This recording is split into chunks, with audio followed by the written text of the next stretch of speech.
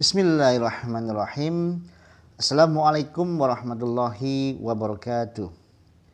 Sahabat super dan teman-teman semuanya, dimanapun Anda berada, dari Sabang sampai Merauke.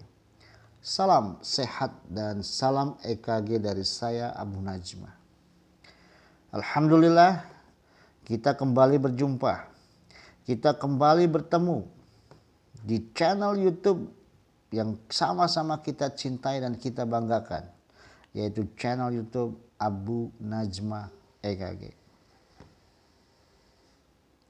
Teman-teman semuanya, pada video ini saya beri judul dengan sinus rhythm versus normal sinus rhythm. Wow, kayak mau berantem ya. Kalau saya tanya kepada teman-teman, kira-kira jawabannya apa?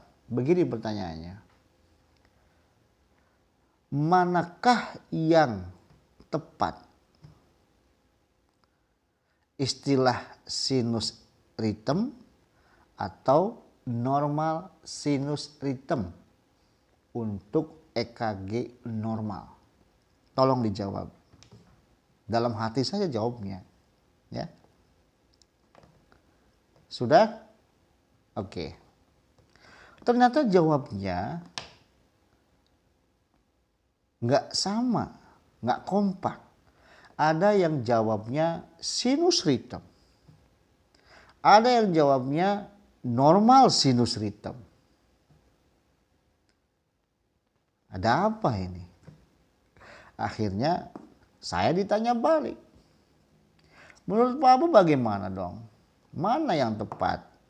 Baik, tolong dengarkan dan perhatikan. Kalau menurut saya, dua-duanya adalah istilah untuk EKG normal. Baik sinus rhythm maupun normal sinus rhythm. Semuanya tergantung EKG yang kita baca. Apakah EKG yang kita baca ini lengkap rekaman EKG 12 lead atau hanya 1 lead? Kayak gitu dong. Kalau yang Anda baca hanya 1 lead atau hanya lead panjang atau 1 strip, begitu Anda baca tidak ditemukan kelainan, tidak ditemukan abnormality, ya cukup menggunakan istilah sinus rhythm. Oke, jelas ya? Tapi kalau membaca EKG 12 lead, ya, kemudian tidak ditemukan abnormality atau kelainan, gunakan istilah normal sinus rhythm. Dua-duanya ini normal, ya kan? Ini sinus rhythm normal untuk lead panjang, normal sinus rhythm normal untuk lengkap rekaman 12 lead. Ada yang nanya lagi, Pak Bu, tapi saya pernah baca beberapa buku lead panjang normal, di bawahnya ada tulisan normal sinus rhythm. Gimana dong Pak Bu? Setuju, betul sekali. Tapi banyak juga buku-buku, ya, ada lead panjang, ya, semuanya normal, tidak ada masalah, di bawahnya ada keterangan sinus rhythm. Oke? Jadi saya lebih pilih yang sinus rhythm untuk istilah yang kita gunakan. Saya lebih memilih sinus rhythm untuk EKG hanya 1 lead atau lead panjang. Kalau tidak ditemukan sama sekali abnormality. Nah, kalau misalkan ada yang tidak tidak yakin atau memprotes, ya tanya balik dong. Tanya balik. Apakah dengan hanya menggunakan satu lead Anda bisa mengidentifikasi semua abnormality pada EKG? Bisa nggak? Bisa nggak? Nggak bisa. Jadi lead panjang ini tidak bisa kita gunakan untuk mengidentifikasi semua abnormality pada suatu rekaman EKG.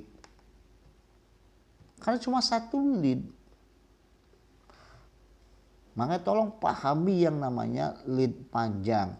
Teman-teman bisa menyimaknya di video yang sudah lama saya upload. Silakan disimak lagi ya. Judulnya kalau nggak salah memahami lead panjang. Ya, tolong jangan bingung-bingung lagi ya.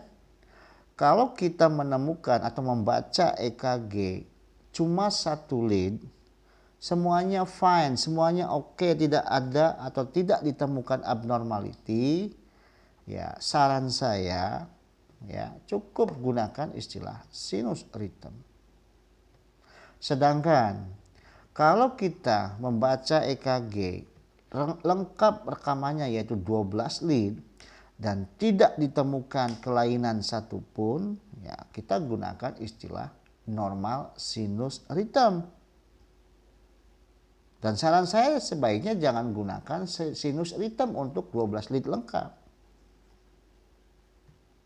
Kalau Anda gunakan sinus rhythm untuk 12 lead, artinya ini akan memberikan kesempatan. Ya, kesempatan untuk menambah. Memang betul bacaannya sinus rhythm pada 12 lead ini. Ada gelombang P-nya, masih ingat kan definisi sinus rhythm? Ada gelombang P-nya, frekuensi jantung atau heart rate-nya masih di range normal 60 sampai 100, makanya sinus rhythm. Jadi nggak apa-apa sinus rhythm, tapi belum tentu normal. Karena bisa saja disertai dengan kelainan yang lain, misalkan VS, misalkan RBBB, LBBB, atau STEMI misalkan. Makanya dituliskan sinus rhythm disertai dengan apa masalahnya? Misalkan VS biji mini misalkan. Oke. Tapi kalau tidak ada masalah lain ya, semuanya oke, gunakan istilah normal sinus rhythm, udah selesai. Jelas? Jelas ya? Oke. Kalau masih ada yang masih bingung ya, silahkan tanyakan ya. Boleh langsung melalui WhatsApp, boleh, atau boleh di kolom komentar, boleh ya. Jangan malu-malu, jangan sungkan. Ini udah mulai banyak yang bertanya-tanya. Senang saya kalau ditanya, senang banget ya. Ya kita sama-sama belajar lah. Untuk video ini atau topik ini barangkali teman-teman masih masih ragu, ya monggo silakan ya. Nggak mesti harus mengikuti apa yang saya sarankan. Kalau EKG lead panjang tidak ada kelainan, Anda kalau masih bersikeras pakai normal system ya silakan. Tapi kan saya ada alasannya gitu ya. Oke. Kalau tidak ada alasannya, nah jelaskan alasannya kan tadi. Tidak bisa kita hanya menggunakan lead panjang untuk mencari abnormality atau kelainan semuanya, nggak bisa ya. Makanya harus digunakan rekaman yang lengkap yaitu 12 lead gitu loh. Makanya kalau baca EKG cuma satu lead ya dan tidak ada masalah, semuanya oke, ya cukup gunakan istilah sinus rhythm. Oke. Sebelum saya tutup, saya ingin membagikan informasi ya. Saya rasa ini penting sekali ya. Apa itu Pak Bu? Barangkali teman-teman ada kendala biaya dalam mengikuti suatu apa namanya, mengikuti kelas EKG bersama saya di offline ya. Saya punya apa namanya, punya kerjasama dengan PT BTL ya, Bolt Technologies Leading ya. Jadi saran saya, sarankan ke rumah sakitnya atau instansinya masing-masing kalau mau beli alkes kesehatan, khususnya bagian ini ya, kardio ya, beli merek BTL ya. Nanti dari BTL akan memberikan bonus. Apa bonusnya? Bonusnya adalah akan mendapat pembelajaran interpretasi EKG dari saya gratis ya. Nantilah untuk teknisnya bisa di apa namanya, bisa kita bicarakan di WhatsApp ya. Oke, ditolong sekali lagi, barangkali rumah sakitnya atau apa namanya, instansinya mau mengadakan renewal alkes ya, silakan ganti dengan merek BTL nih ya. Nggak apa-apa kayak promosi dikit ya, kalau mau gitu ya. Insya Allah BTL akan memberikan pembelajaran EKG gratis ya, tis ya kan. Oke, saya akhiri sampai di sini ya. Kurang lebihnya mohon maaf. Assalamualaikum warahmatullahi wabarakatuh.